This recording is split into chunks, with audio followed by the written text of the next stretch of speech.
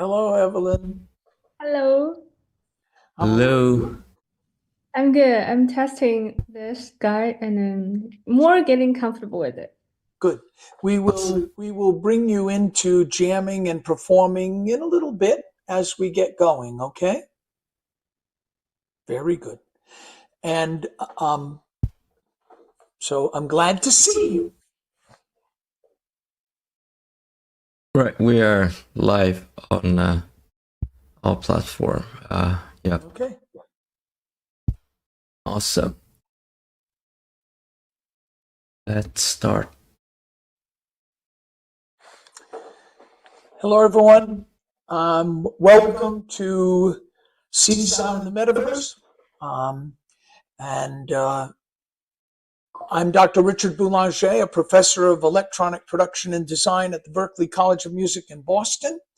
And I'm here to introduce you to, first of all, introduce you to my amazing protege, colleague, collaborator, developer, strongbear. Hello, everyone. Yeah. Hello, Dr.B, and everyone on the stream and on Zoom. Well, we're excited to see you here today. We're excited for you to join us.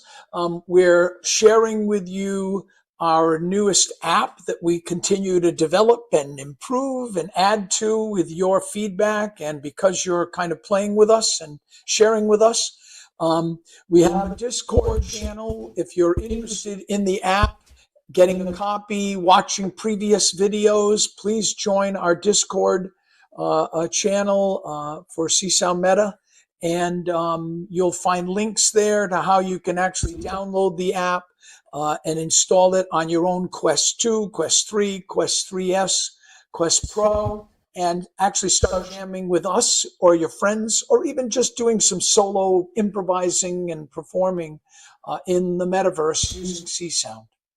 Csound is this incredibly powerful software synthesis language. It was developed at MIT. It's based on Max Matthews' original Music 1 through Music 5 language. The whole history of computer music is kind of it's in here. Csound is free. It's in the public domain. It's open source.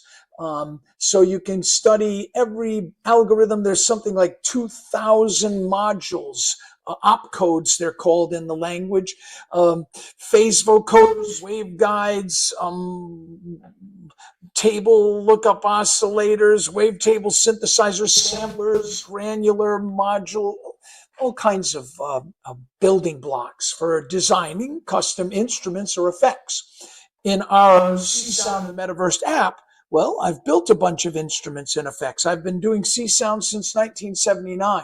And a lot of what you're hearing and getting to play with in this new app that Strongbear has written is some of even these classic instruments from the 70s, or classic instruments by John Chowning or myself, Jean-Claude Rizet, pioneers of computer music. Their pieces are brought to life and realized in our CsoundMeta app.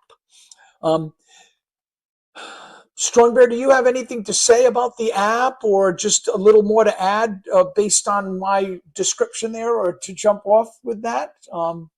Yeah, awesome. So, CsoundMeta is now still under like heavy development, and we plan to public it soon. So if you want to try it out, you could join our Discord channel. That's the only way you can find it. But later on, like you could find it on the Meta store. Like you need a Meta Quest headset. So it's either like Quest 2, Quest 3, Quest 3S, Quest Pro. Yep. So now, like for example, Quest 3S is pretty affordable, like $299. So I suggest you maybe buy that one, or if you want to invest in more like a better, higher quality image, then use a Quest 3, and then hop on the Discord, and we'll have you. And I hope to have you join us on a jam session, so you will feel it better. So because like looking at and listening to CsoundMeta through the live stream, it's good, but like it is best to actually experience it in inside the headset, so you can feel like amazing when you're in the app. What CsoundMeta does, and you'll see in a minute, we have a bunch of immersive three-dimensional worlds. They were developed by with the help of a fantastic company, Blockade Labs, that allow us to use AI to generate these photorealistic Martian landscapes, moonscapes, underwater seascapes, skyscrapers, mountain views, castles, cobblestone streets from the 1700s. It's just amazing the worlds that we're able to kind of play in with the sound objects that we've created in Csound. You'll see some of that in a minute. And the important thing to tag off of what Strongbear just said is on our Discord channel, Strongbear does live streaming where he's actually teaching you coding and showing you some of the coding work he's doing in Unity and with Csound Unity. This is the Csound API, the entire Csound language sort of running within Unity as this giant free software synthesizer. And so you're going to want to join Strongbear sometimes when not only today we won't be coding, we'll actually be doing some sound design, we'll be doing some performing, but during the week, Strongbear does live coding sessions. He will help you with your own app. He'll help you learn to modify our code or to add your own instruments or compositions into our universe, into the CsoundMeta universe. So this is a nice chance to, if you're interested in game audio, if you're interested in Unity, this is a nice chance for any of you to really learn from a master coder. And well, maybe learn a little about Csound from someone like me who's been doing it from the very beginning too. And so this is kind of how we've shared our expertise with all of you on our Discord channel and through the app. I have some more students who've just joined, which is wonderful, but we're not going to start jamming with our students yet, Emery. So Emery, don't join in yet. What we're going to do today is we're going to start just, Strongbear and I are going to just do a little performance for those of you who are joining, just the two of us, because we're in a kind of duo setup. Those of you who are joining but not jamming with us originally, we have a wonderful feature of Csound in the metaverse. If you take the two controllers and you just push down on both joysticks at the same time, you go into watcher mode. And so you can actually have joined us and watch what we're doing, but then you won't be kind of playing or contributing right now. I want to do a group jam with Emery, maybe Tyler, maybe Evelyn, maybe Bethany will be joining us today. A little bit later in the session. But for now, I wanted Strongbear and I to just almost start from scratch and show you a little of how CsoundMeta works, a little of how we would improvise. And then maybe I'm thinking Strongbear might tell you a little bit about the program and how you would fine tune it while you're playing it, maybe even how you would save patches, presets, etc.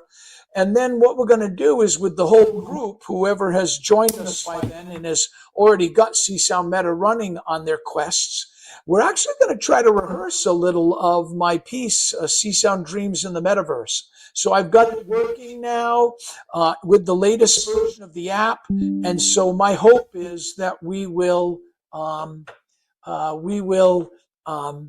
be able to actually walk through the piece today together as a group. Does that sound like a good idea, Emery? Good.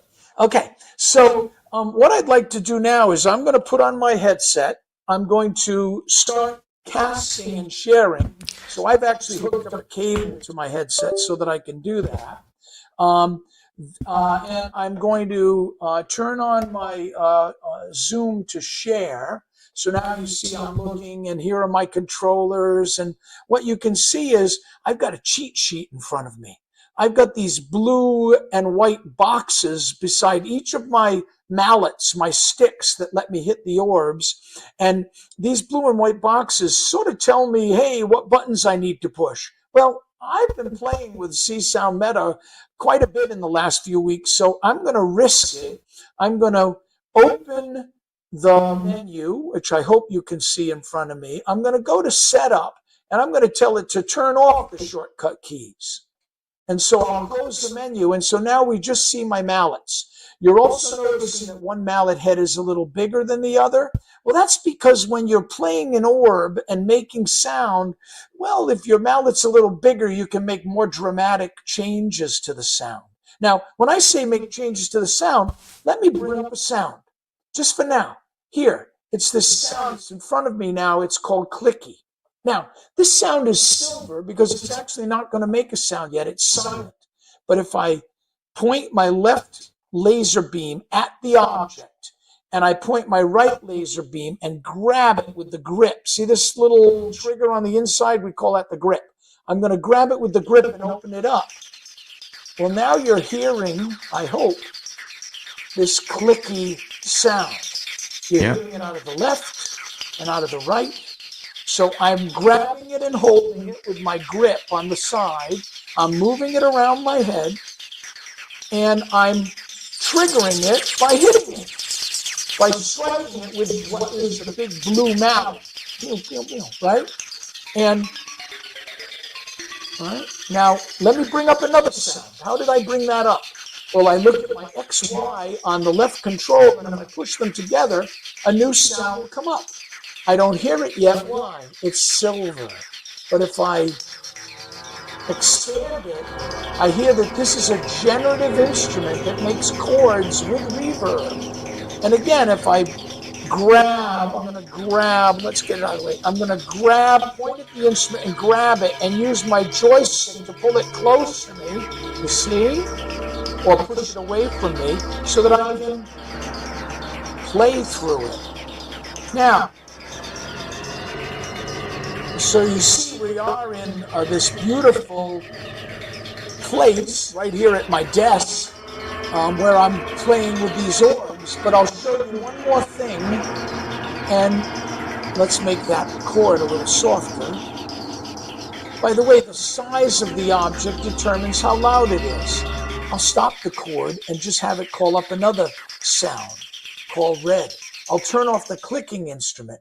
By the way, how am I deleting these instruments? I'm pointing at them with my laser beam, and I'm pushing down on the joystick, boom, and that sends it away. So again, I'm going to push X and Y, bring up an orb. This is called teal. Right? I made it louder to listen to it, right? And I'm going to bring it to me by grabbing it with the grip and pointing at my laser and using my joystick to pull it to me, and then I can hit it or swish around or play with it or move it. Okay. Now, the other thing that I'm doing is, let's get rid of that. It's a little noisy. Well, it would be nice if I was in a different world. So what I'm going to do is notice that on the left controller, you have a hamburger menu there with these 3 lines, right? It's indented on the left controller. And when I push that in, my menu comes up. And so in my menu, I have instruments, worlds, movements, compositions, multiplayer mode, all kinds of settings. But what I'm going to do here is I'm going to just say, I want a world. And I don't want it to be in pass-through. In fact, I'd like the world to change every maybe 60 seconds. So I'm going to select this. Up comes a dialog box, and I say I want it to be maybe 63 seconds. And I'm going to submit that. So now the worlds are going to change every 63 seconds. But I'm going to get out of pass-through mode and go into one of these beautiful AI-generated worlds. So let's start in Paris, in this market. I hope you can see it. Let's bring up an orb. This low breath. Right? Let me bring up another. This riser with red. Let me strike it so I can hear it. Right? right? Let's put them together on top of each other and play both at the same time. Right? I'm layering sounds by layering objects. Let's have this rain sort of sound. You hear it? Kind of raindrops on the roof. Let's put that in the layer. Right? Let's delete them. 1, 2, 3. You remember how to delete? Oh, wait, I'm overlooking a nice kind of shoreline here, a nice harbor, some night lights, sky above me, galaxy overhead, some suburban sprawl. So the point is, all of these worlds are created with Blockade Labs' beautiful AI skybox generator. And, we can kind of play in them. And right now, I don't know if you're here, Strong Bear. Are you able to join me? And we could start up from scratch. I'll stand up and we could actually do a little bit of jam. Of course. So, Explain what you're doing. Do we plan to have other people on Zoom to join us and become a watcher? Yeah, they could become watchers, and or they can just watch the live stream for now if you want. What do you think? You tell me. Whatever. Yep. For the best audio quality and also like the experience, if you have the headset and have the CsoundMeta setup, then you could join Dr.B.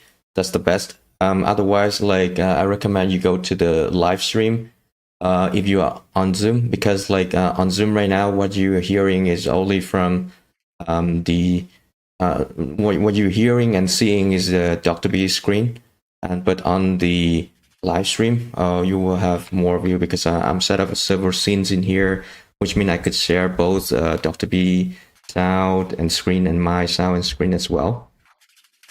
So that's a plan. And yep, if you want to join in the headset, then open CsoundMeta. Make sure the version is 9.8.0 and have zero tier turned on. And also in the client, the IP address for today is 172.22.2.3.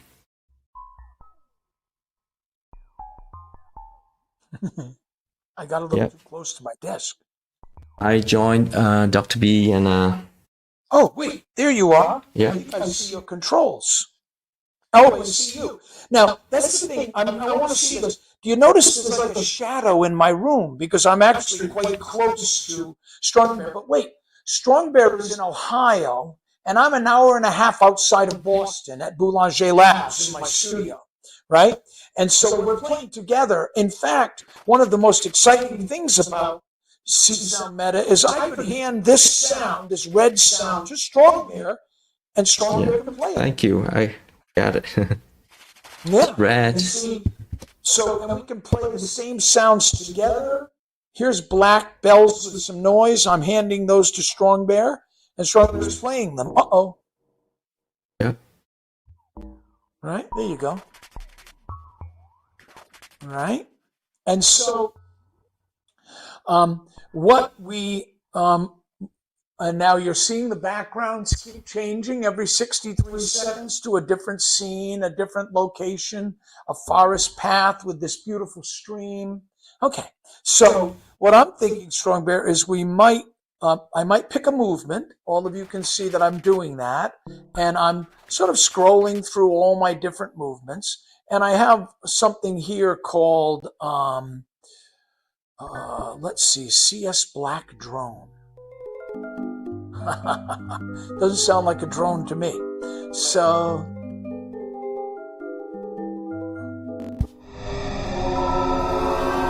okay.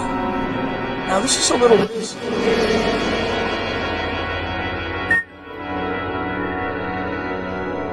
Here we go. We'll fade those guys out. And we'll go to Csound nothing. Okay. And now, I think what Strong Bear and I will do is we'll start. I guess we're on Mars now, or some other planet.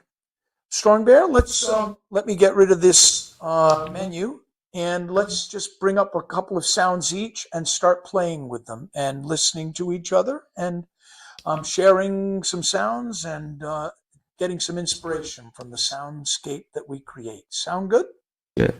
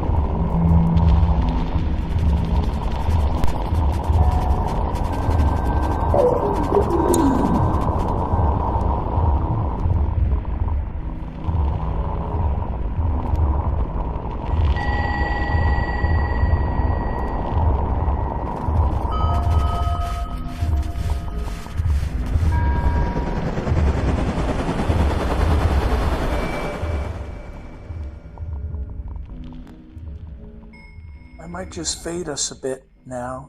Strong Bear, what do you think? We could get lost in this thing, huh? Yeah, exactly.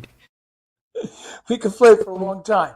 But I just now, one of our commands allows the host, who is me, to kind of fade everyone. Let's go back to pass through. So, here I am. Now I know where I'm standing. Okay. So, it would be nice I hope that you enjoyed the craziness we were discovering and trying to control and trying to shape in musical ways. We were soundscaping, but we were doing this randomly. Now, the fact of the matter is, and I think I'm still sharing with you all, so what I want to show you is that Strong Bear has a setup here where basically you can create movements and save settings of your instruments that you've picked, and it would then bring up compatible families of sound that you kind of love. And you're also see this little blue trail of a thing that's connected to an object. You're seeing patch chords, and when these connect, I'm going to let Strong Bear explain all these details, but this patch cord allows me to kind of attach gestures to each object, assign controls, assign all kinds of movement to the sounds that the object is producing. Each of these are called an orb, and the sounds that they're making is a full software synthesizer with LFOs and envelopes and filters and oscillators and sample players. And so it's a really complicated synthesizer, which strongbear has built a system that allows you to edit and assign that. He's going to show you that in a second. But my point is that, sure, we were picking random things, and you remember, pick a random instrument by just pushing the X and Y button on the left controller at the same time. Boom. A random instrument appears. Demolition. Boom. Right? And another random instrument. Crackly gurgle. Right? Oh, and you're not hearing it because I told everyone to kind of mute. Let me make everybody louder again. And so, now they would kind of gurgle and play. But what's exciting is when I choose the menu, let's get these guys out of the way. Okay, everybody. See you all later. When I bring up the menu, I could also say I'd like a movement. And this could be a collection of instruments that I've saved. And you'll see later in the session today, we're actually going to play a little of a piece that I've composed. And, that movement, I'll just bring this one up here. So this is a movement with kind of grouping and rhythmic things and some counter timbres.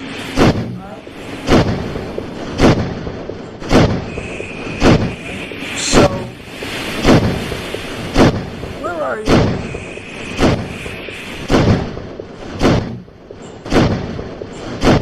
There it is.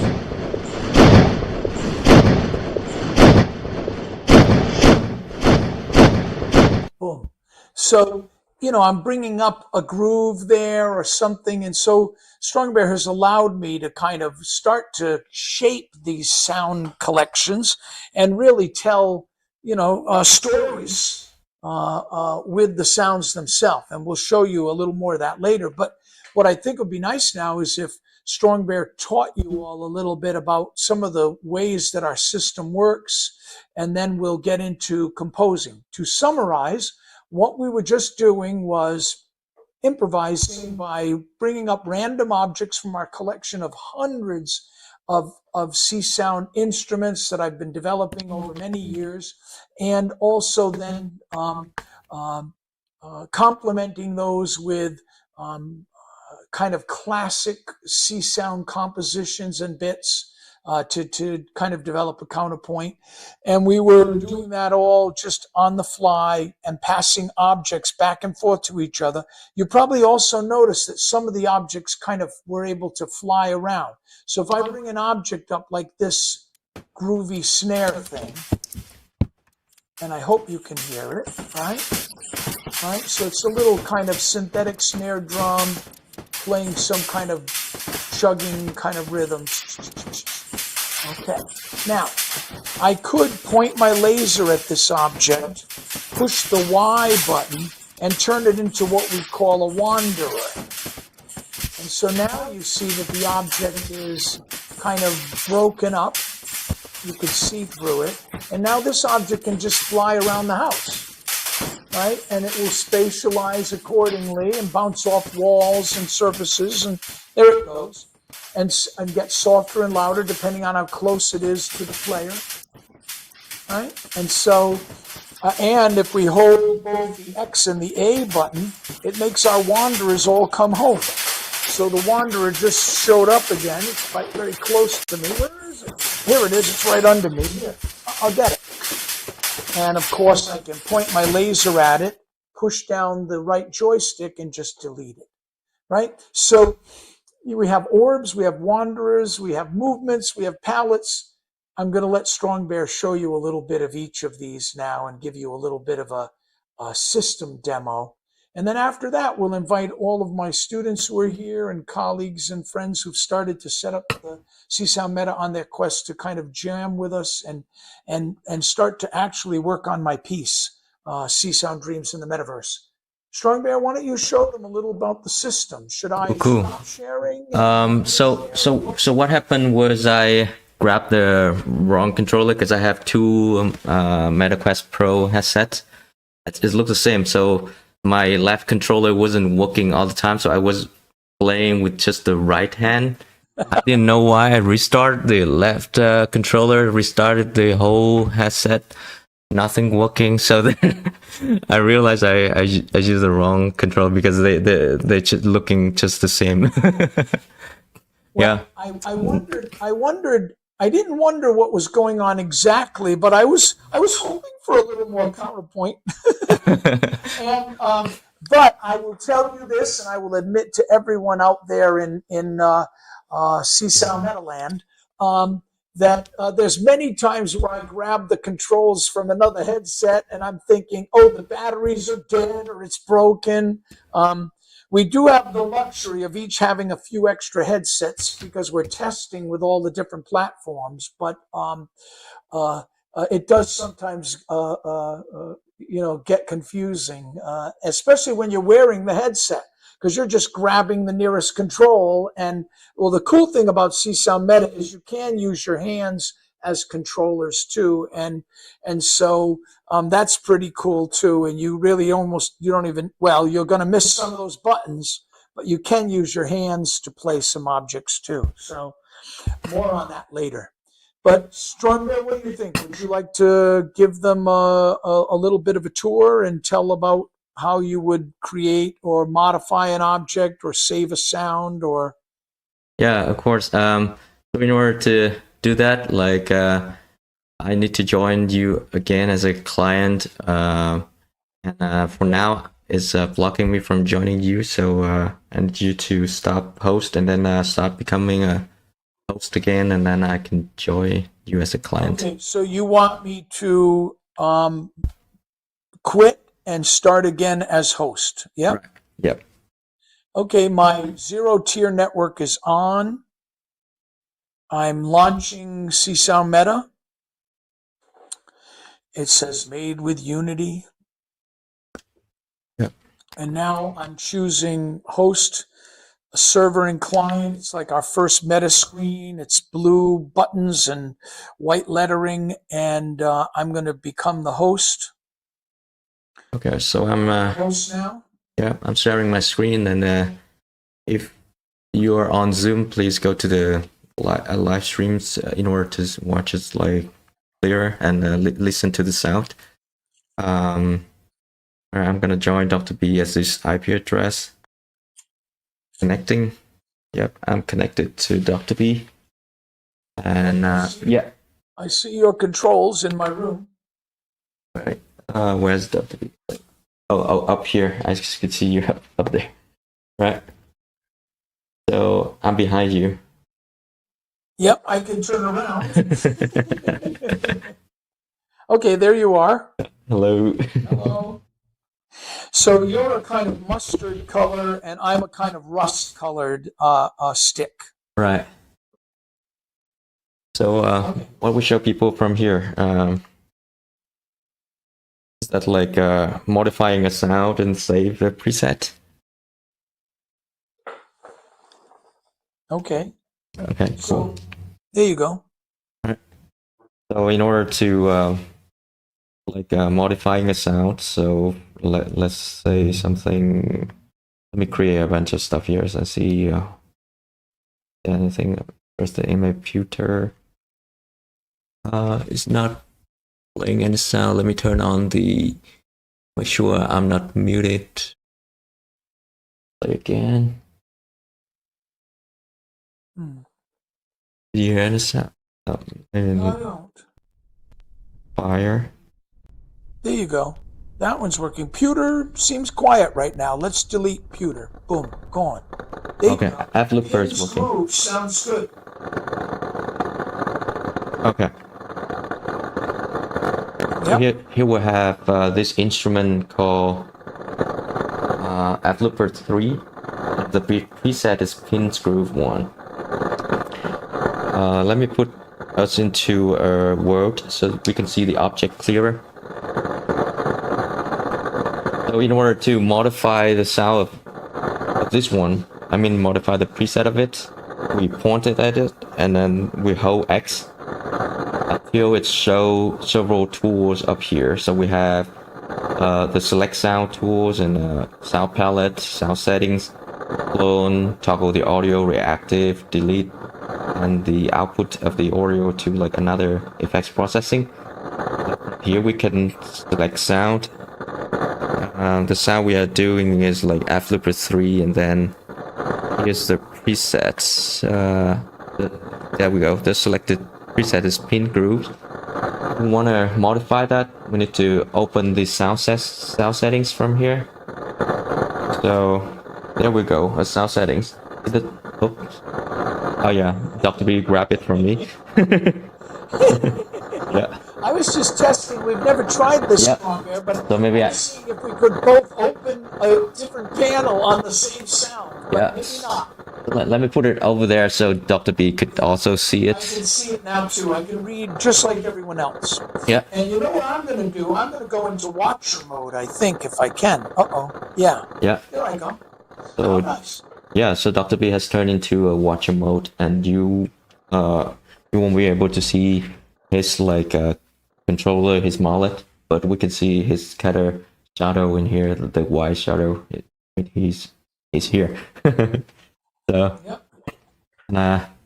so from here, like let me trigger it, like make the sound, and then we can change their settings from here. Let's say we change the pitch.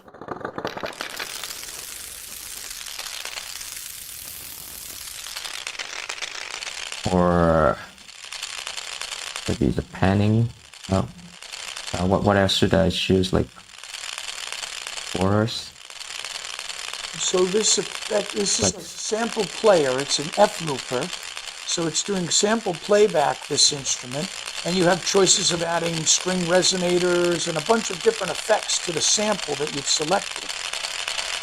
Yeah. There's a string resonator. So look like pitch and string resonator are pretty prominent. Mod. The resonant frequency, yeah. I'm looking for something that's pretty prominent. We could map the. On the top. These are all effects down here, so you really want to pick, the pitch range and maybe even change the sample. So let's take a look at the sound.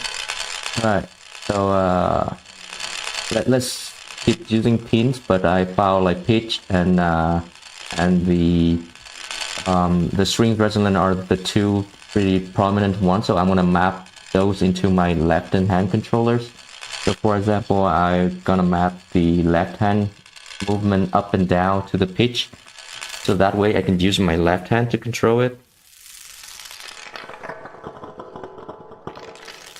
And on the right hand, I'm gonna map my strings resonator to the right hand. Mod probably would be better. It will change the pitch of the string resonator. Okay, so stress mod Try that. to String resonator. maybe like right hand to the right, right hand up and down as well. There you go. And now I can use my two hands, move it up and down to control these two parameters.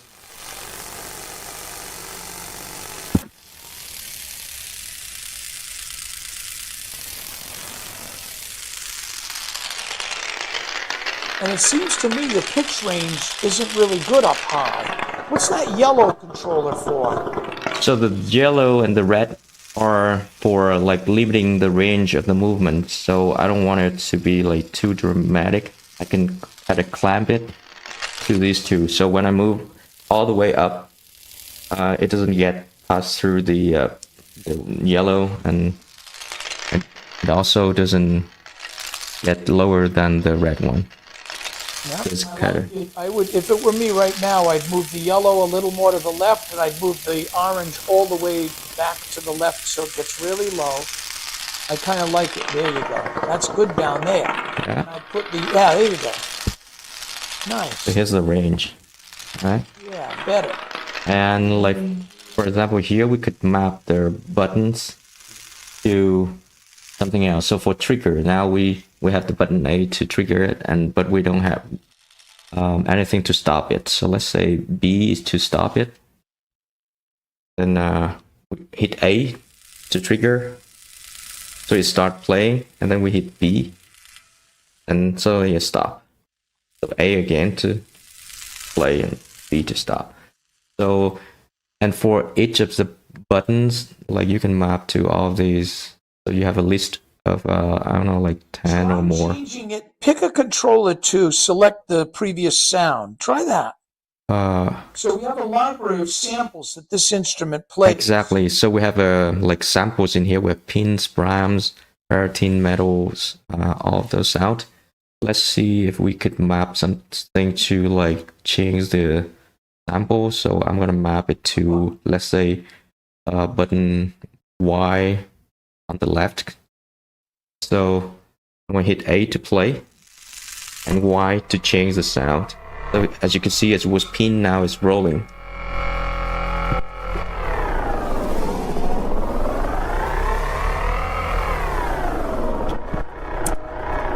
Let's do one more Y. Yeah. Rumble. Look at that. Now, what I would recommend, if you don't mind me interrupting a little, now, because you're calling different samples, having controls assigned to loop start and loop end could be very nice. Maybe move your hands out to the left and right or whatever for loop start and loop end, and then you'll get the sample to create different rhythms and polyrhythms depending on what sample you pick. Ooh, so I'm gonna have my right hand to move it to just like rotate it, I think. Rotate left and right on the right hand. Let's try that. Good. Yeah, rotate it. Yeah. And then start.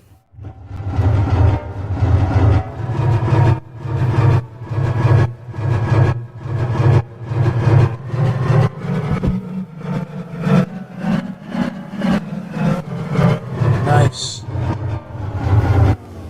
Yeah, right? Yeah. And what about loop end?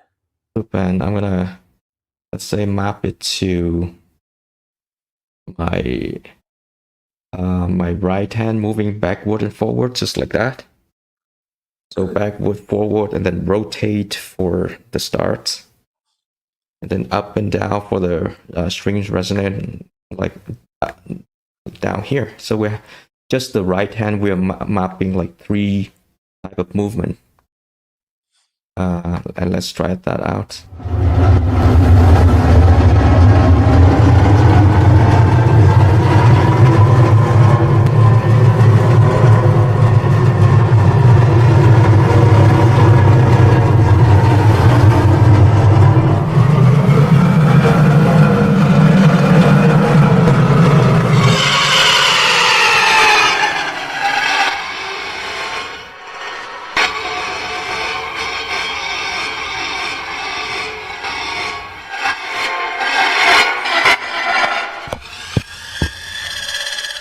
Nice.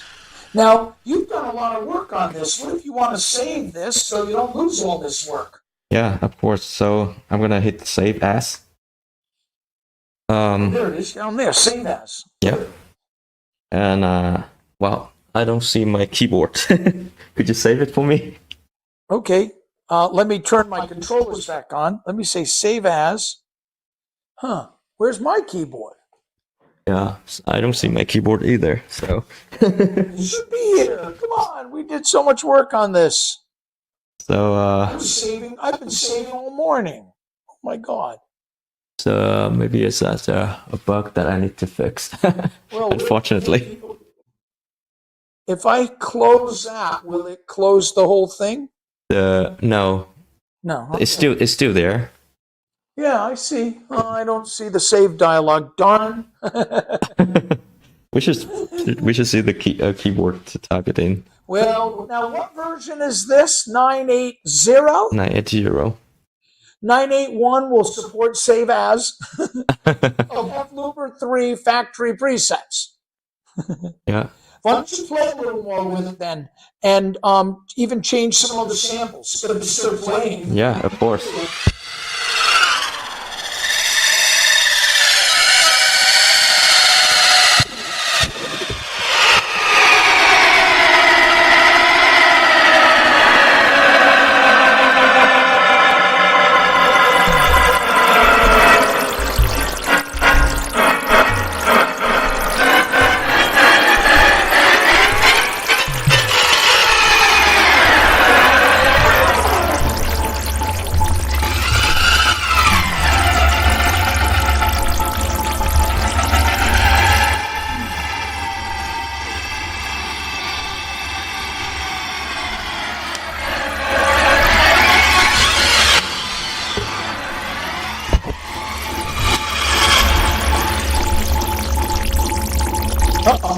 Yeah.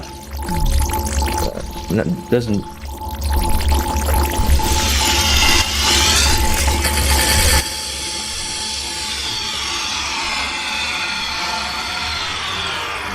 And even though it's flying around, I have my patch ports connected to the object, so I can still control it. Doesn't matter where it goes. Yeah, thank you. And then let's see,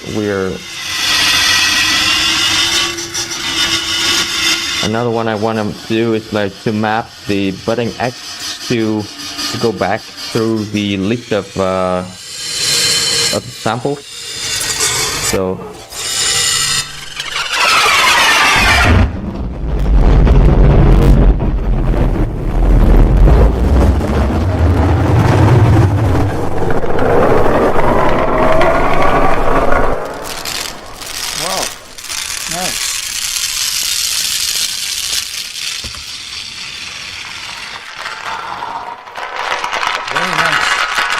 Well, I think we've given them a little bit of an idea how every single sound in our huge collection can be customized, and they really can be saved. It could be because maybe you're not host or something right now.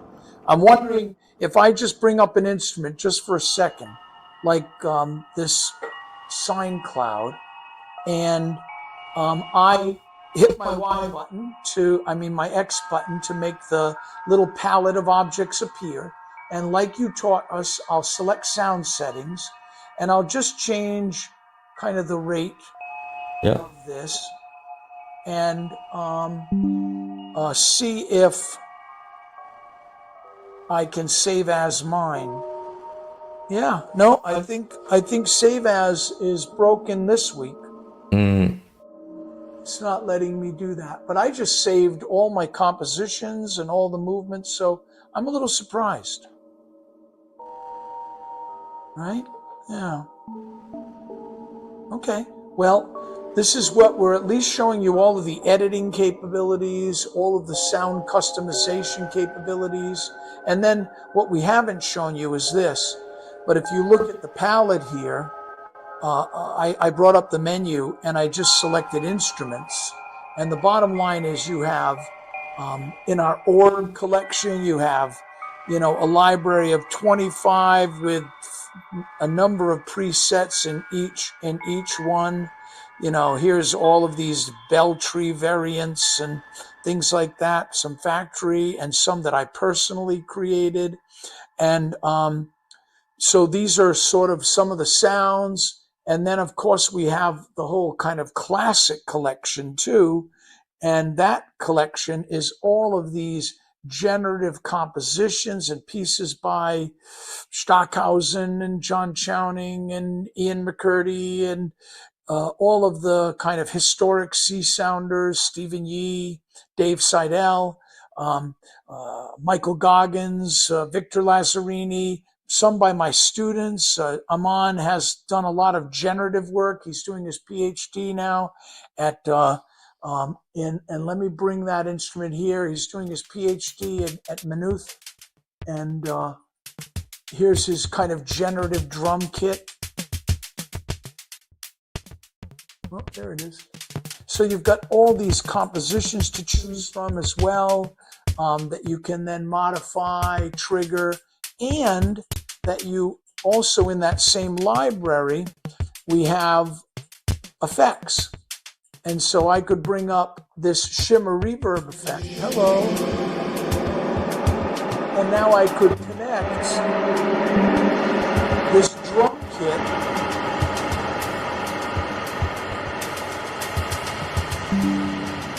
into the reverb. And maybe we want that reverb to, let's switch that out.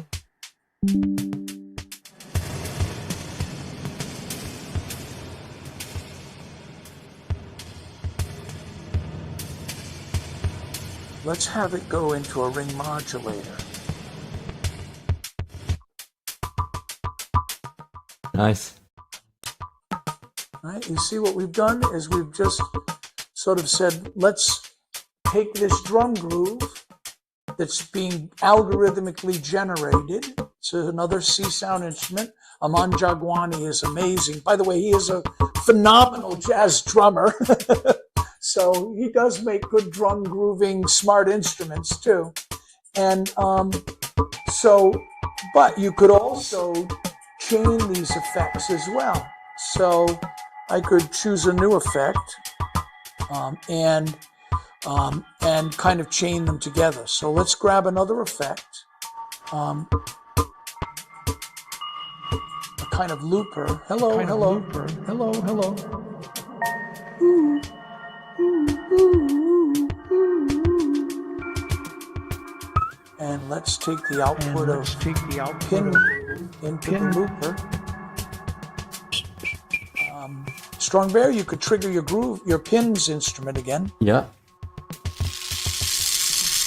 And now it's going into this looper instrument.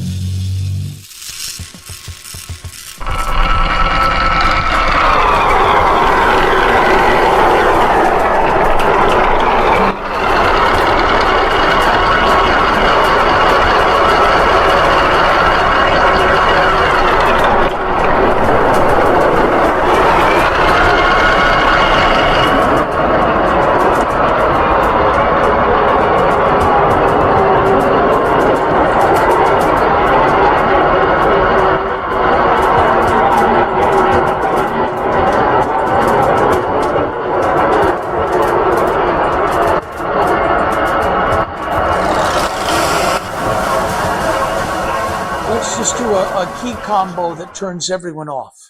And what we'll do now is I'd like to pass through. We might take a minute, and so you see a little bit of the kind of customization that's possible, all of you who are tuned in and watching. It might be nice if right now we take a minute and answer any questions or see what some of you have in mind, and then we'll see if some of my students have stuck around and that they might like to join and jam with us in the meta, and work on the piece a little bit too. So what I'm wondering is if there are any questions or suggestions or thoughts. Yep. Let me check all the chats in here and see anyone. Yeah, so Easy Trends, I wish to do the same for Apple Vision Pro. Yeah. Yeah, Apple Vision Pro is like super expensive. Like one Apple Vision Pro, you could buy like 10 Meta Quest 3S. Yeah, I used to have one, but I returned because it doesn't have a controller, so it's what it can do is like only using your eyes and then looking at something and use your like kind of two fingers to kind of tap and select, and so I feel it's kind of limited in terms of like multitasking. And when we play music, like often we do like almost everything of like of our body trying to make music, so it doesn't work well, even though it's pretty like high quality of in terms of image. Yeah.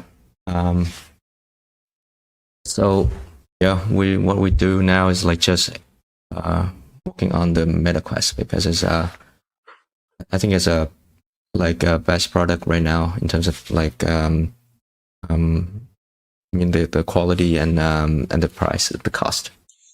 The 3S is wonderful. I have one here too. Strongbear has one. I do like the 3s better. And they're quite a bit more money, right? However, I've just discovered there are people selling 3s on eBay, and the price of their 3s that people are selling used on eBay are almost the same price as a new 3S. So the thing about the 3 is the screen image is better. They're easier to wear glasses at the same time as playing. When you're doing pass-through mode with a 3, you can see your screen, your watch, your iPhone. You can read it very clearly. And so if I were you, I might think about looking on eBay and seeing if there's a 3, or, getting a 3S. They're on sale now. I think there's even a little bit of a discount. Both of them are quite amazing, but I love the 3. And so I started with 2s, and we started developing this for the Quest 2s. The 2, our program runs in a 2, and when you're in an immersive space like we are, it's perfect. It's beautiful. However, when you're in pass-through mode on a 2, you can't really read a screen very well, and the pass-through is kind of black and white. And so it's really not as comfortable if you're going to keep working and wearing and developing and practicing, collaborating. So I love the pass-through on the 3 and the 3S. 3S has color pass-through. It's quite great, but the 3 is even clearer and better. So if ever you've said, now I can't guarantee this, because now if you do play the darn roller coaster games in any of these, you're probably going to get sick, and you're probably going to get motion sickness. And also, if you're afraid of heights, well, it's going to take a second, because I've had students play with me, and when you're up on top of a mountain or you're on a building and you look down, it's very realistic. And it really can be quite frightening when you're wandering around, flying in, you're in the clouds or whatever.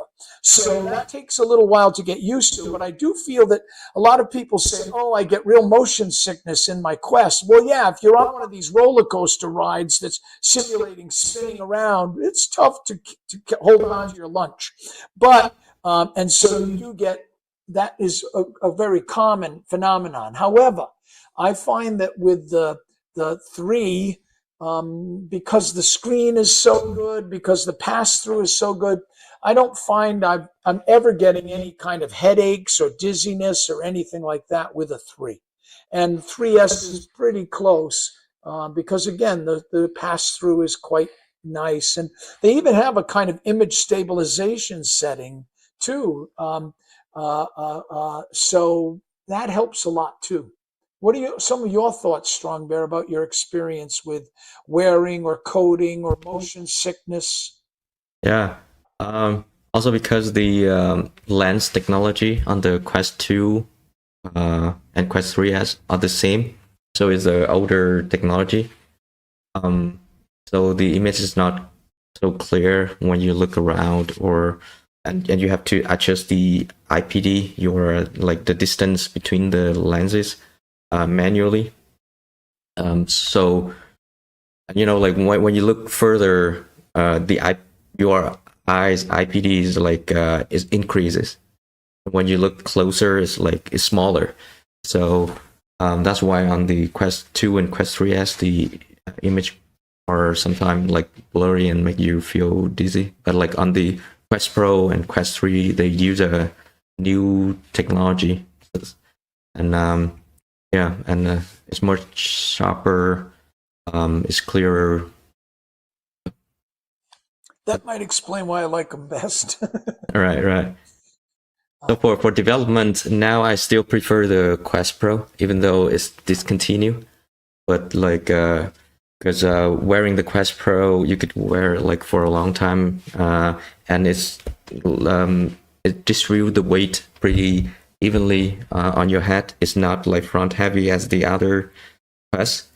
So it's more comfortable to wear it for a long time. I could wear it like for a couple hours of like programming session. So I typically do programming while I wear the headset. So inside the headset, I could see like a huge screen. It's like 120 inches of screen. So a lot more space to work with.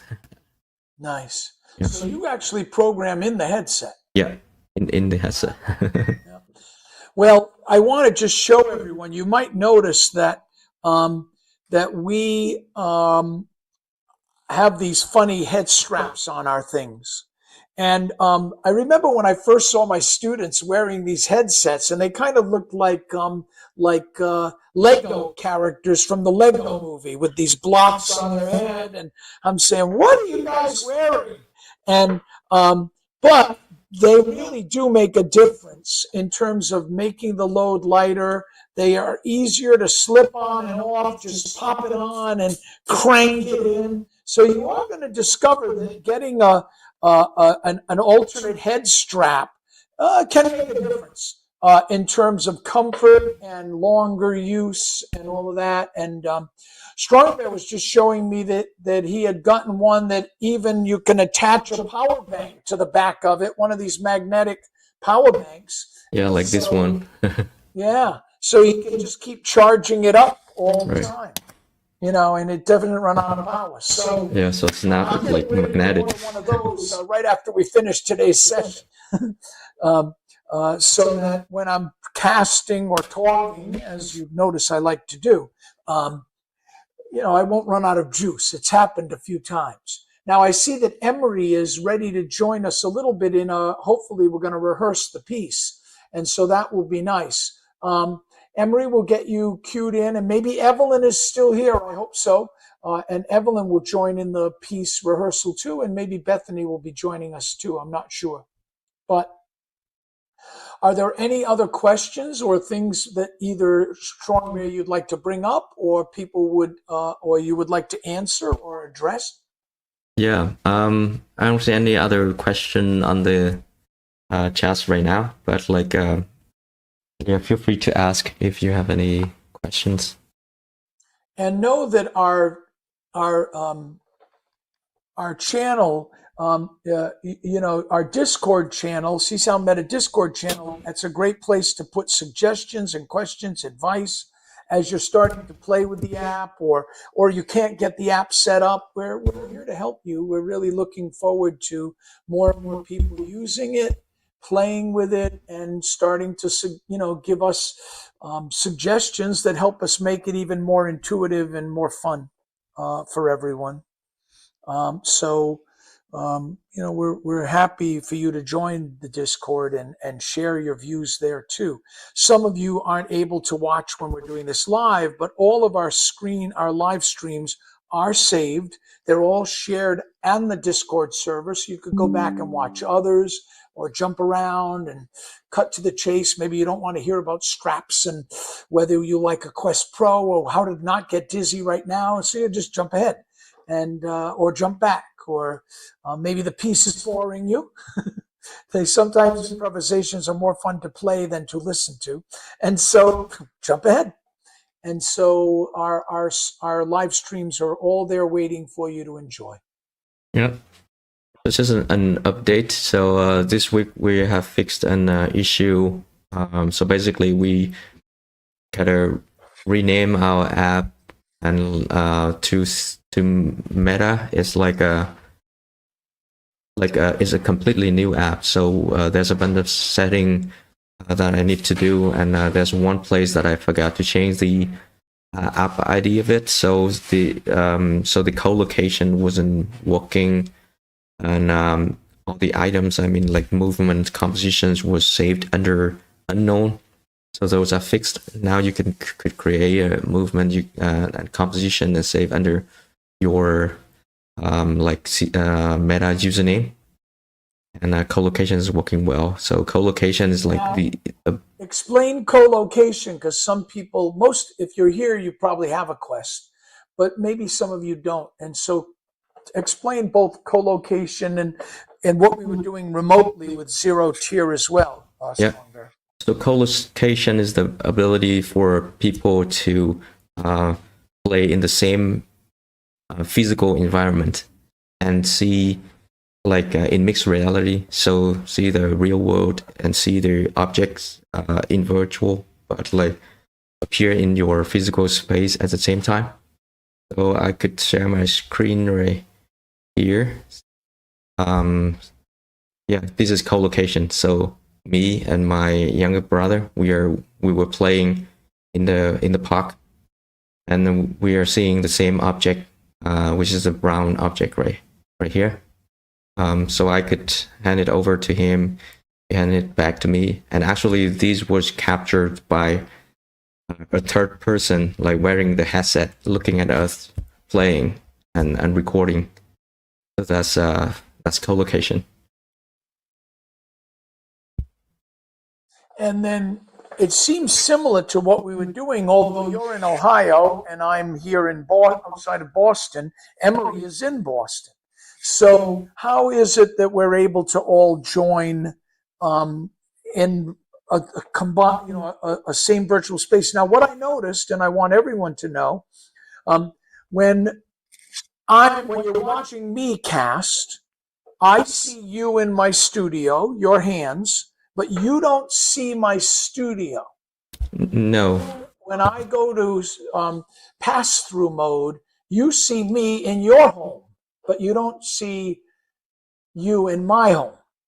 Right. However, when I choose a world like underwater or a castle, or a forest, we both see the same forest. Right. Now, tell us how that's all possible and what we're doing there to make that possible. It has to do with zero tier, so maybe explain that.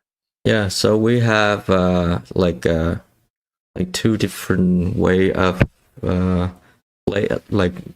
in a multiplayer. The first one is like co-location, that as I explained. So we are in the same room.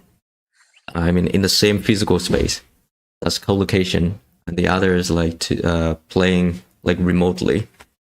So in remotely, when we do like we use a virtual world, then we both see the same virtual world because it's rendered in our headset. However, when we turn on pass through, then we see our own physical space. So you see your own physical space. I'm seeing my own physical space, and you appear like a hologram.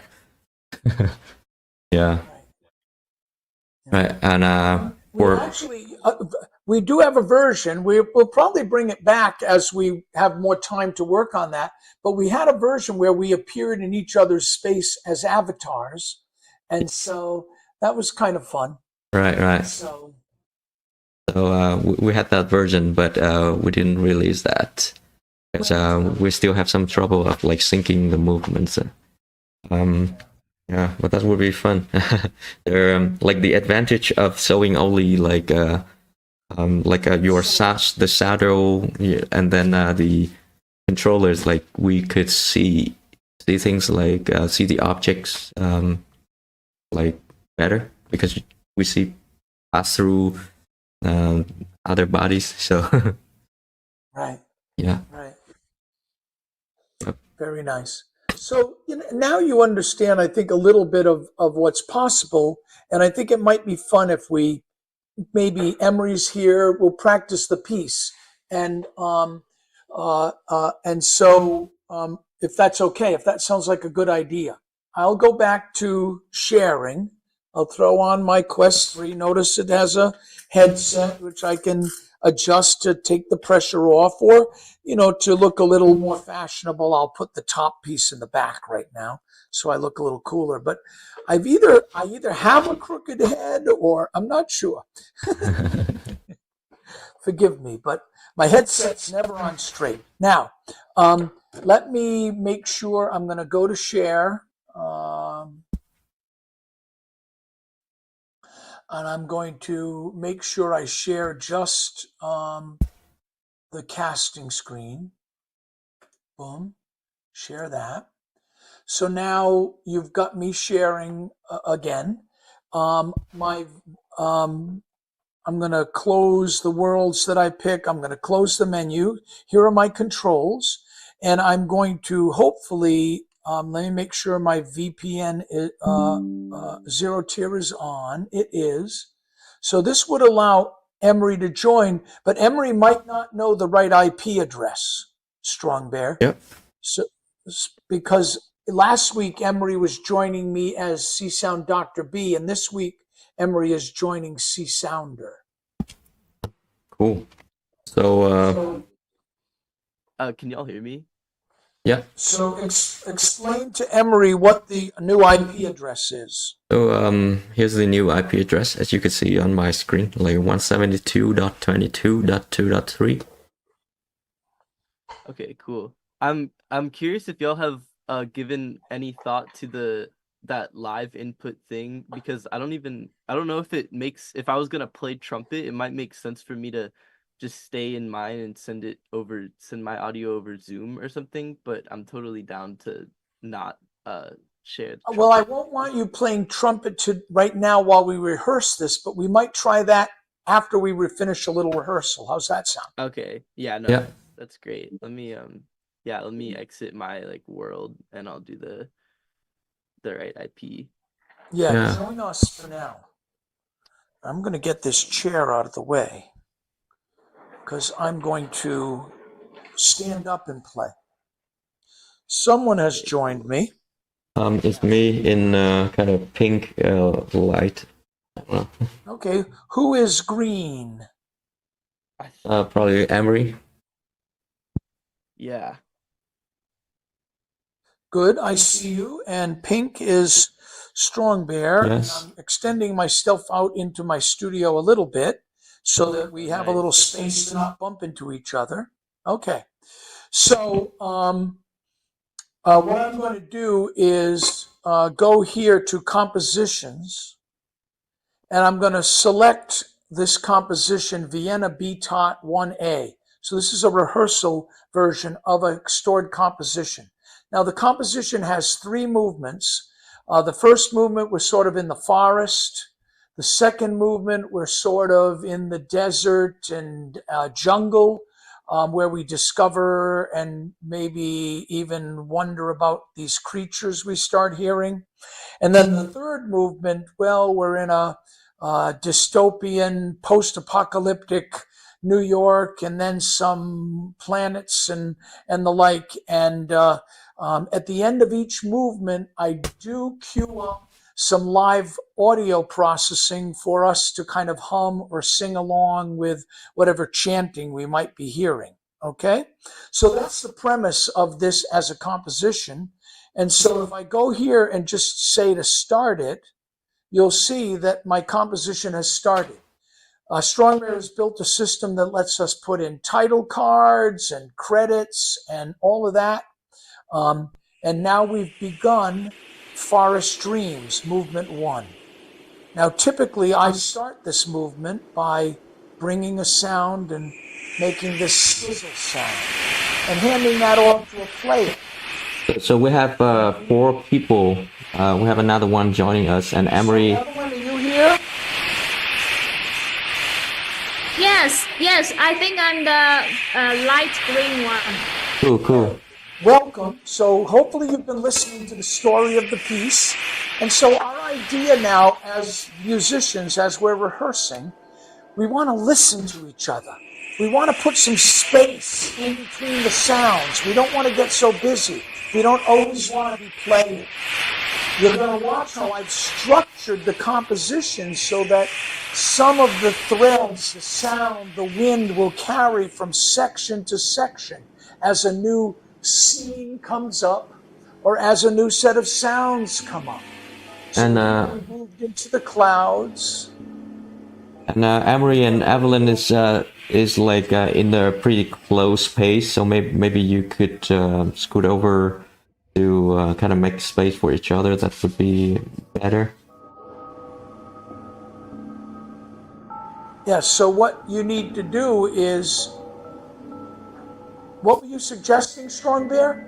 So because I was seeing like Amory and Evelyn was like kind of in the same spot, like so maybe like make some space so that you don't bump into each other. Try to stand up or move around a little so that you can kind of give yourself some room and your objects aren't bumping into each other. Very good. Now you know how to grab an object, how to point at it and make it come to you. All right?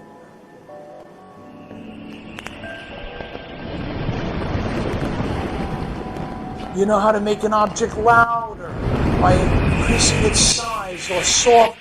I'm making this ocean breathe a little bit.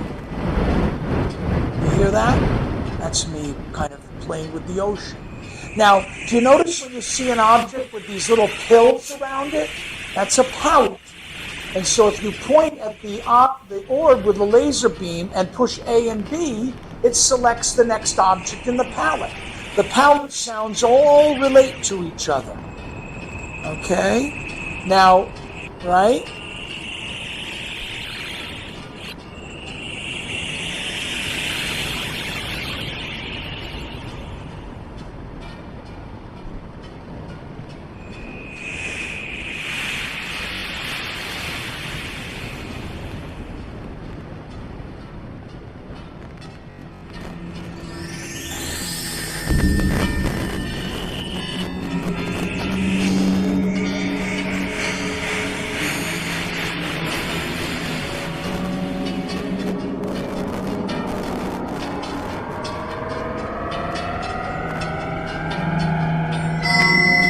So you should not be creating any objects of your own.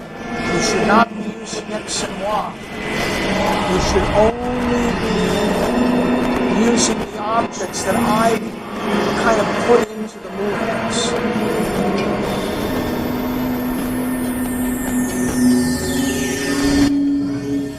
Now that we've gone to black, it's almost like movement 1 is ended. So don't be hitting anything. Because now movement 2 is starting. I'll be quiet.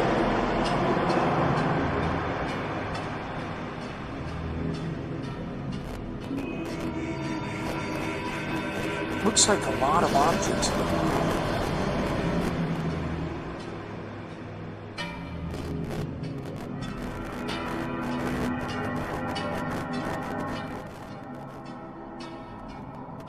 Shouldn't have.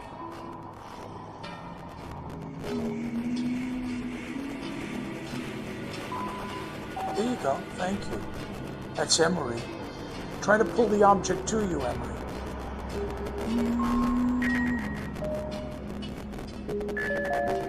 Good.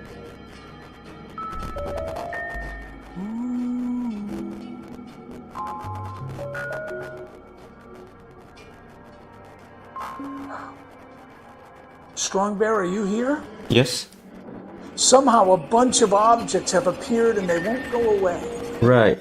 And I have no control over those, so when I point at them... No. I can't delete them either, but it's okay. As long as it doesn't make any sound. Yeah. Well, it's getting crowded. Yeah. These objects are all attacking me.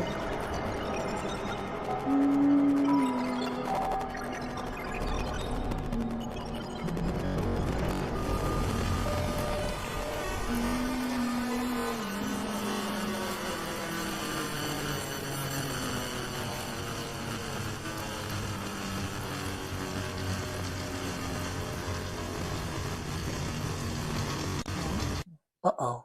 I think it crashed. Everyone just crashed. Oh, what happened? I think it crashed. Yeah, I definitely crashed. That's so funny. It's not funny. It's my piece. You ruined it. It's crashed. I could tell my headset was struggling there at the end. Yeah. Well, I think it wasn't deleting the objects. Here's what we're going to do. What I want to do is I'm going to show you all that I can queue up. Let's see if I can. Okay. I'm going to launch CsoundMeta again. You should all join. And then I'm hoping everyone who's watching this is enjoying the rehearsal.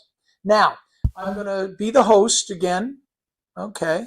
So you can all join me. Let's spread out a little bit. And I'm just waiting here for you to join. Let's make a little room for each other. And are we all use 9.8.0? Are you all using the right version of the program? I updated. Cool. Yeah. Great. Good. Let me double check. Okay, I'm here. I'm in this rust color. Okay. I think I'm at right at your position. Let me Who is move. red? Yeah, you're in my position. I'll try to move around. Okay, I can't move too far because I'm connected with a cable, right? So I'm going to count on the purple. purple. Good. I'm counting on all of you to space yourself out a little bit. Strongbear, can you move a little? Yeah. Or not? There you go. Okay, good. Well, okay, we all got a good spot. Now, here's what I'm going to do. Relax. Point our sticks down because we're not playing. There you go. Now, I'm going to bring up the menu, and I'm going to tell it to show me the timeline. So here's how you compose, everyone, on a timeline like this. I'm going to zoom it up because people are looking, hopefully watching. And we have a row here for movements. We have a row here for graphics. And then we have a row here for text and the like. Okay. And then we can rewind, fast forward, delete things, etc. But if I now open up my composition, Vienna BTOT, right, and start it, and now I tell it, show me the timeline, I can say, I'd like to jump to the beginning of movement 2. Do you see it right here? I could say, let's start here, movement 2, Desert Dreams. And so I could now hide the timeline, and we're going to take it from movement 2, ready to continue our rehearsal. So here's the beginning of movement 2. Now remember, when you have a palette in front of you, I don't want you creating any sounds, so don't push X and Y. But if there's a palette, you can absolutely push A and B to choose a different sound in the palette and play that, right? So all of these palettes are presets that I've created that relate to that org and that fit the musical context that I'm trying to create. So even now I could pick this and its low theme, retrig, right? And I can play that, right? Right? Okay, good. Here come the new sounds, and we're in a new environment. I'm looking around, I'm seeing I'm kind of in a cave. There's some water around me. That object does not belong in this movement. I didn't fix all of them, I guess.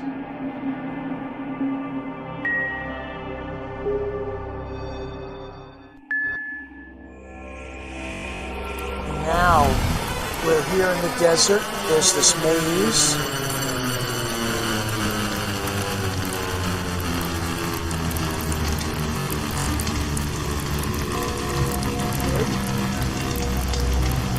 Good. And here's the creature down in this pit. Sounds like he's munching on something. Yeah, down that black hole.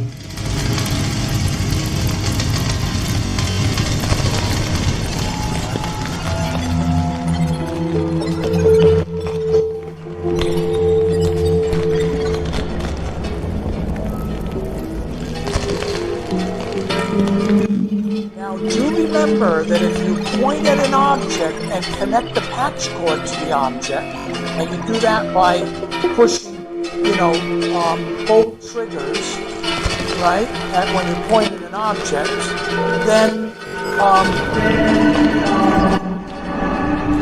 can't talk.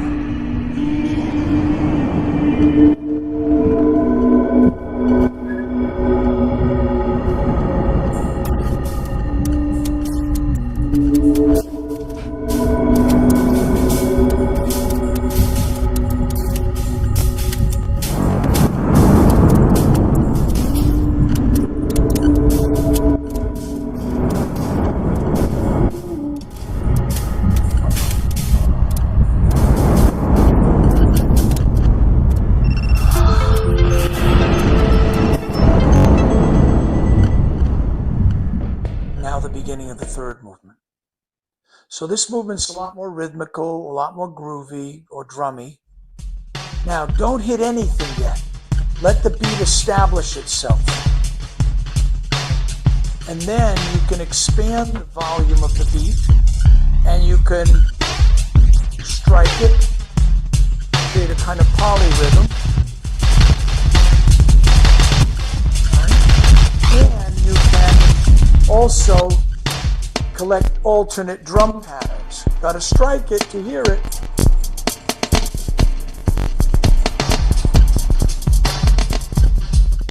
There we go.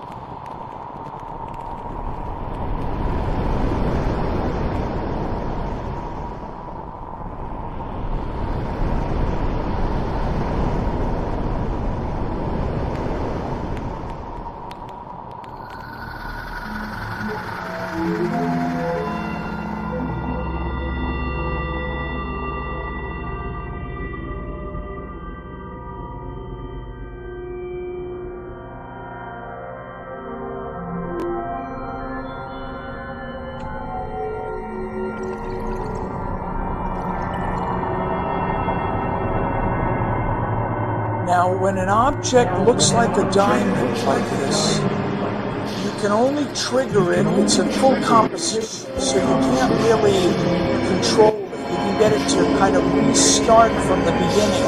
You can spatialize it. But the objects that give you the most control are the round orbs.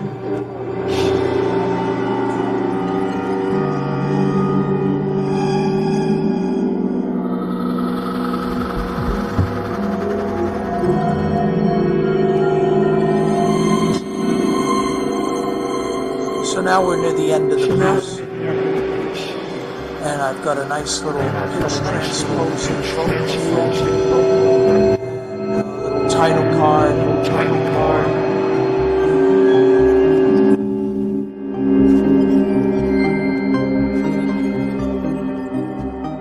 Bethany's not with us from Hong Kong today, but she was. I need to change the title card. So it kind of ends out this way. Then it goes to a pass-through where we would throw the objects out to the audience. You'll see it in a second. Should go to pass-through at this point. Where's the pass-through? Maybe not. There it is. And so now we just have these objects that we normally just bring out to the audience and, just as a kind of coda. And you notice all the objects that appeared, right? So, and we just throw these all out at the audience. Now to turn an object into a throwable object, you hold down the X button, and the X button turns it into a wanderer, right? The Y button, I mean, turns it into a wanderer, and then you can just grab it and throw it. Grab it, grab it. So this is just a way of kind of throwing these out to the audience at the end. Virtual rock concert mode, right? Beach ball mode. Right? Okay.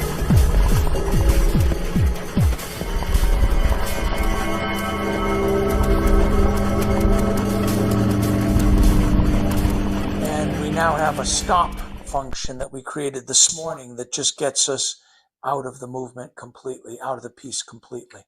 Okay, so I hope that was okay for all of you to think about a little or rehearse a little of what's going on in the piece, huh? Let me take off my headset. Let's see if there are any questions, thoughts, suggestions from Emery and Evelyn. And I thought the things that you were both doing were very nice. I'm going to get out of sharing, boop, and go back. Hello, Evelyn. So, good. Now, what we're working on is a way of, right now we can create orbs that overlap and we can layer sounds, but we're also working on something that causes the orbs to all scatter, like all just fly off, but we also are working on something that freezes them. So while they're flying, or they go into like heavy gravity mode or molasses mode, where they kind of slowly keep moving, but where you can more easily catch them or whatever. Why they go flying off right now is when you tell objects to come back to you, if they bump into each other, and especially if it's a pallet with all the pills around it, then they tend to bump into each other and send each other all kind of flying off in every direction. The way that Strongbear and I catch them or capture them many times is I push on my controllers both the X and the A button. So if you push X and A at the same time, what X and A does is make the objects come back to you. So while they're coming back, you can kind of point at them and freeze them and catch them there and put them where you want them so that they're not all flying all over the place. And so I find that X and A really help me kind of get things back, especially when I'm jamming with a lot of students and things like that. So, but Strongbear is working on a version now where we have a little more control of that. Already the new feature of layering objects together is pretty great, that the objects can be stacked. But so, do any of you have any thoughts or suggestions or ideas? Questions? I was just thinking about with I mentioned this in the Discord about if we were gonna do any type of like live processing in like Yes. a multiple person setting, it might make sense to give the option to solo objects, just so if I was say like playing trumpet, I could solo like maybe like a shimmer reverb or something, and send the output of my headset to the same mixer that like the master headset is connected to. So you could take the output of like if anyone is doing any type of live effect processing that they want to contribute to like the whole mix, To the mix. Yeah. especially just for in person, because it seems like everyone would be kind of like, you'd be able to hear if you have your objects soloed, but there's a master headset that is connected to huge speakers, you'll still be able to hear what's going on in person if you just on your headset solo your own effect processing. Good. I don't know if I'm following your ideas perfectly, but Yeah. I love your idea. Now, what you're maybe suggesting to us, strongbear, if I could almost simplify it, but think of it this way, Emery. Maybe there isn't like solo my effect or whatever, but there's send, that you could say send to master or send to host, and so there's a button or whatever or some option that would allow at least that from our effects collection to go to the host.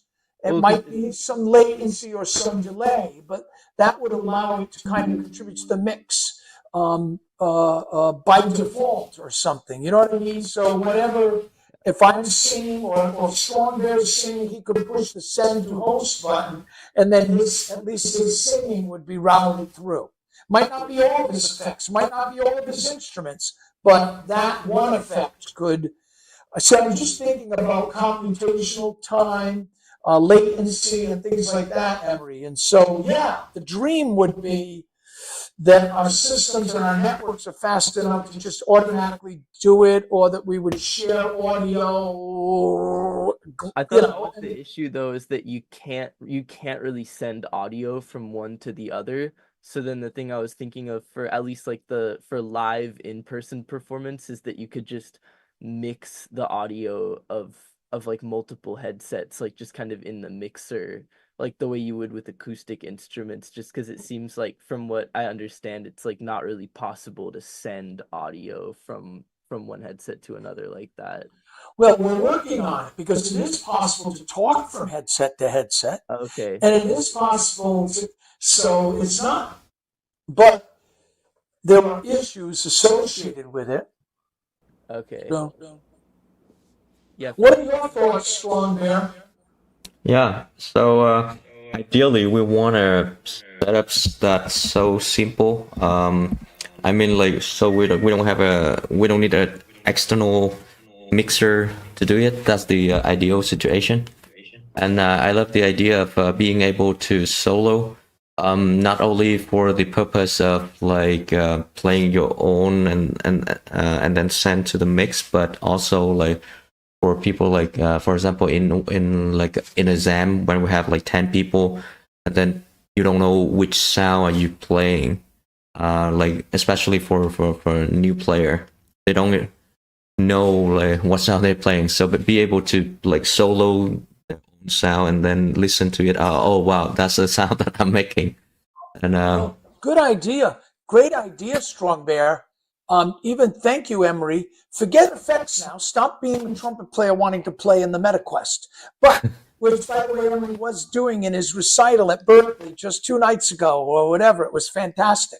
So already meta processing, live meta audio processing has been revealed to the universe in Emery's 491 senior recital at Berkeley. That was fantastic. He had a dozen musicians jamming with him, and most of the night Emery was playing with the Quest 3S on and singing with it on, and so it was pretty cool. And congratulations, it was a great show. But what Strongbear is picking up on now that I'm loving the thought of is, yeah, Strongbear, what a good idea. Just like you said, we've had so many beginners. Strongbear and I know all the sounds pretty well. We are surprised by some of them because when you change those controls, it's like, wow, I didn't know that instrument could make that sound. So we're still surprised. But we know if we pick teal or rust or green, we kind of know the world of sound that synthesizer makes. It's not a patch. It's a full synthesizer, and we kind of know, okay, that's a FM with a little granular with a random sampling hold on the filter, and we kind of know the instruments now. And Strongbear's been playing these for a year, right? And I've been playing them for 40 years. So I know the sounds. I'm thrilled when I'm surprised. But with any new user, because we've done a little bit of jamming at the International Csound Conference. We did some jamming at Berkeley with high school kids. I've done jamming with my own students, and they're all geniuses and whatever. And they're still like, is that me? Or I've even brought my boss in. I've had the chairman of different departments and colleagues from different departments. And, they're all wondering, is that the sound I'm making? And so I love the idea, Strongbear, of either making your sound that you're hitting always a little louder in the in your headset. So having a loudness button that always makes you, at least in your headset, louder. But the other thing would be, as you're saying, some kind of a solo thing. Whereas if you hold this combination, you just hear the one thing you're hitting. And I think that's a great idea. Yeah. Yeah, that would be awesome. Now, and just to yes. So like last time I sent you an email because I also let my friends try who are like really non-musician, and I want to talk directly to Strongbear. So is there a tutorial version just for them to start with? It's like for them listening to the thing and looking at the thing, and they just like suddenly feel dizzy and has nowhere to go. yeah. We have like a tutorial thing, like just like drum key, like a really simple name for them. Mm-hmm. Absolutely. Like to make the app complete and then publish to the to the public, and then we need to make tutorials just like that, and maybe like a start movement. I mean, like a beginning movement, like introduction movement. Startup screen, startup sound. Yep. And ideally, like pull all the tutorial that I made on YouTube and on my website, somehow put it in the headset so that they could watch and practice. Yeah, that's great. Thank you, Evelyn. I'm glad you're making that point. And Strongbear has made some really great tutorials for a very early version of this, a nice set of demos. But they're not in the headset. There's not a like getting started or quick start.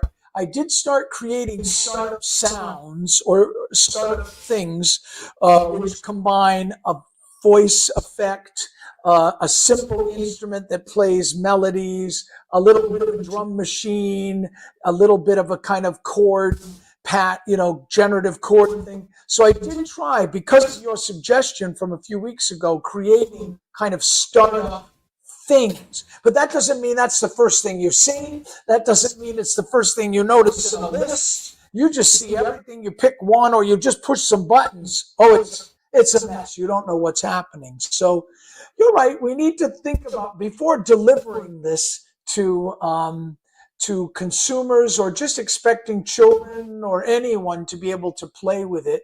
Yeah, there's a little more work we need to do to, make sure that it opens up and it's more intuitive. Yeah. Yeah.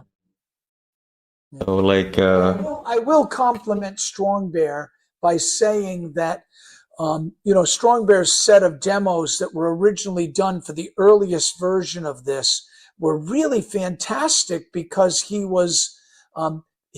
they're nice and short.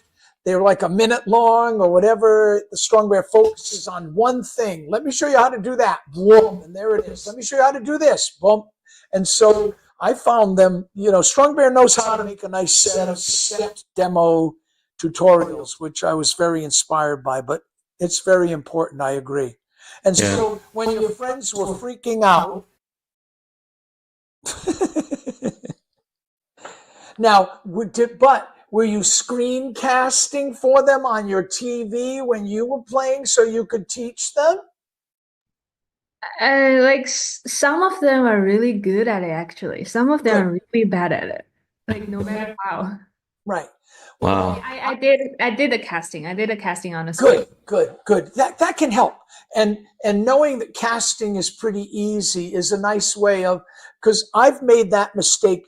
I've made this mistake. It might not be your mistake, but of course I have my sons who are brilliant programmers, and and my daughter-in-law and that Google and Microsoft, and I put it on them and they were terrible.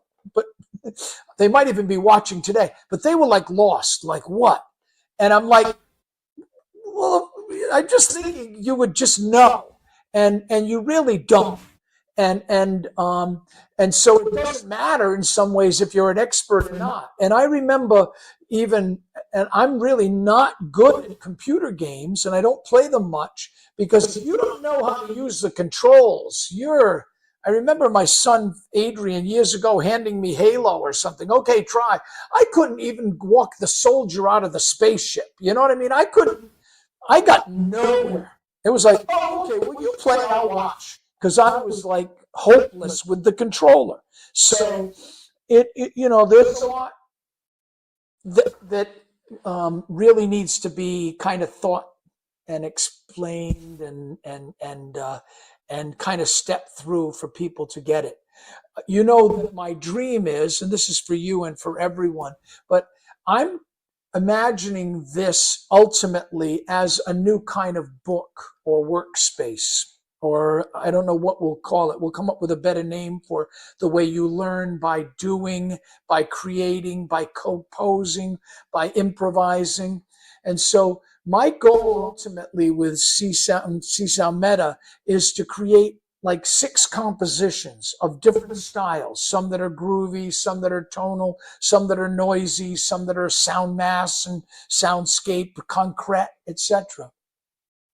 And then having the piece that you could just listen to, having the piece that you could play along with, a little bit like we just did now, having it that you could save your own versions and upload them and share them, and even kind of compete in competitions to make the best remix or reversion of that piece. And so I'm thinking this might be my way of making a composition book that isn't a book, but it's an experience, and just learning in a way how to tell cinema, create cinema with the ear, or what I'm calling sound cinema, or sound stories, or soundscapes.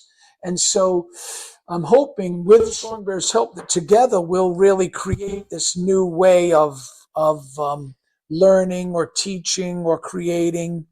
And so you bet I have a lot of work ahead of me to kind of make sure I know, I can help someone through the process.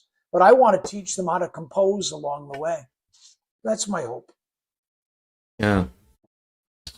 Right. So like if you have 2 headsets and you'll be able to do multiplayer, you could become a host and then explain it to your friends. That's I think it's the best way to get like a hands-on experience. Right. And it's why I keep buying so many extra headsets so I can just put them on people and doing that. Now, it is about 5 of 2, Emery, so I'm not sure we're going to get to do a jam with you playing, but I'd love you to show people you playing with your trumpet into some of the effects. That would be awesome. Yeah, that would be perfect. Like share your audio and play trumpet. I have it set up. Let me know. Can y'all hear this directly?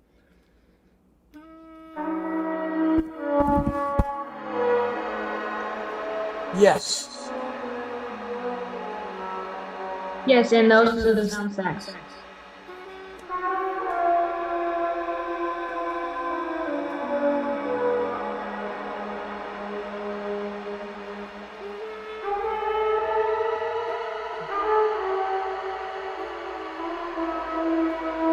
Okay, Emily, before you get too far, I want you to explain your setup. Yeah. So we do hear it. So explain what you're doing now. But I'm going to prelude it by saying, you know what I showed everyone that list of instruments? Yeah. Well, in that third line in there is where we have a list of Csound effects instruments that I've designed. So take it from there, boss. Yeah, I mean, I feel like as like a player or whatever, that there's like trumpet wise, like you're kind of, if you're like hip, you're supposed to have like a pedal board or whatever. And so I feel like as a trumpet player, I was never like big into like the trumpet pedal board, but I can definitely, like, right now I just kind of opened it up and I'm like, okay, I'll put two shimmer verb orbs on the left and right, so there's like a stereo shimmer reverb, and then this like spectral freeze in the middle and like a flanger in the middle. And it's cool because it doesn't just have to go in like a straight line, like you can like modularly control your effect processing. I mean, I feel like that's like one of the easiest, like, I feel like it's like one of the easiest ways to get like some of the coolest effect processing sounds that I've used for like trumpet like already, which is super fun. But not to mention, like, I haven't chained any of them together yet or anything, but Wow.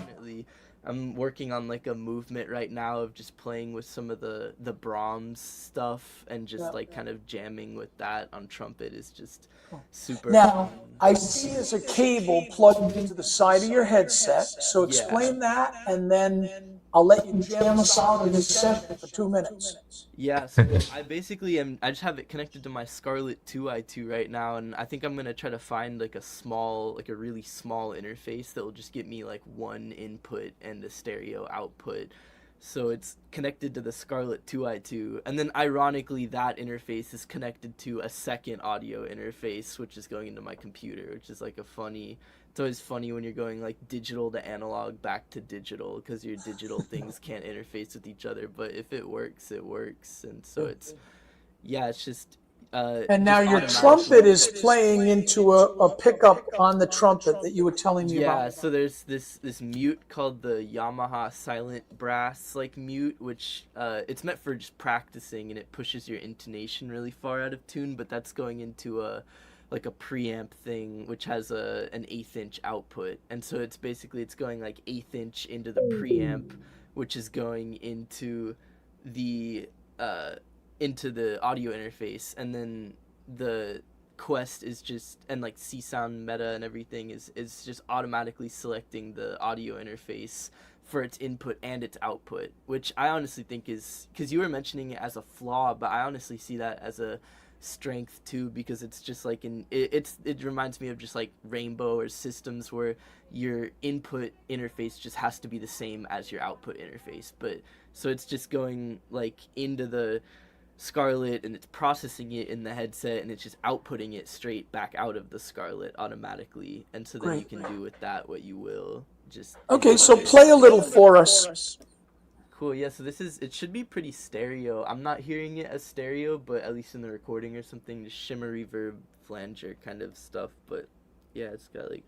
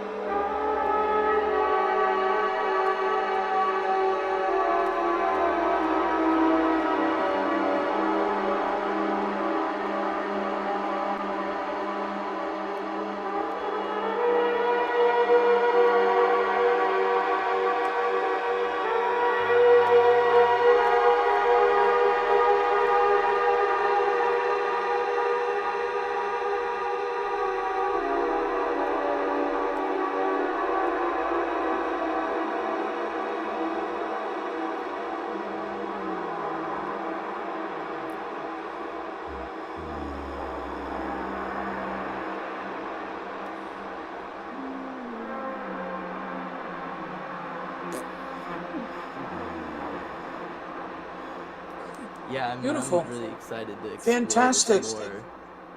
Well, that kind of ends a little bit of our session, I think, for today. Cool. What do you think, Strong Bear? Maybe we thank Evelyn, we thank Emery for being part of the training and rehearsing with us. I thank Emery for pushing the effects and your trumpet into there. As a side note, I'm premiering 2 major new works in Poland in November, and they both involve live string quartet and live recorder into the quest. So I'm trying to figure all this out, and I think you're getting there for me, Emery, so I appreciate you very much. Yeah, you too. I'm definitely down to talk. I feel like there's a lot of like kind of philosophical, almost like ways to approach that kind of thing, which is interesting. Great. Well, we're going to have time to do some of that, and I want to thank you for being here today. Strong Bear, have you got anything that you want to say to anyone who's watching? Or Yeah, it was wonderful, like hearing Emery playing, and I think you could make tutorials out of that, so people like how you set it up and yeah, how do you play. And I was thinking about like your like mixing things. Maybe you could spin it up like a different host, so like 2 hosts could be play like 2 different set of sounds, and then you could use a mixer like a traditional way to achieve that. Yeah, it's interesting. I feel like there's a lot of cool stuff to think about of like what is the headset best at doing, and then what is like a mixer best at doing, or what is the human best for doing. So it's kind of like not making something do something it's not the best at doing kind of thing. I don't even know. Yep. That's fun stuff to figure out. I feel like it's some uncharted territory for sure. That's fun. Fantastic. Yeah. Thanks for having Well, me. thank It's you, super Emery. fun. I want to thank everyone for watching today and for joining us. We'll probably have another session next, maybe Friday. We'll let you know soon. And we'll definitely be rehearsing. We'll be joined by a couple of other students and alums. So our ensemble will get a little bigger. Our system will get a little more stable. We'll definitely be able to save presets by next week. And maybe we'll even have some of these features, which are this idea that this idea of soloing or muting, or how to really share these effects. And I know that Strongbear has been doing live sessions because he's now getting it so that you can save effect presets. So you can chain things together or arrange them in parallel or series and save that as part of a movement. And so we're getting there to where our effects design will also be sequentially adapted to, conform with the flow and the form of the piece. So I'm looking forward to that. I think all of you can look forward to that very soon. Strongbear is very close. Yeah, cool. So thank you everyone for joining us today. Yeah. As Dr.B said, I hope that we'll have like bigger and bigger ensemble. Yeah. And we definitely want you all to join our Discord, so please do. And take care, everyone. And we'll look forward to seeing you again in Csound, with Csound in the Metaverse, maybe next week. Hopefully it'll be Friday again, same bat time, same bat station. Awesome. Yeah, thanks. See y'all later. Thank you. All right, take care everyone.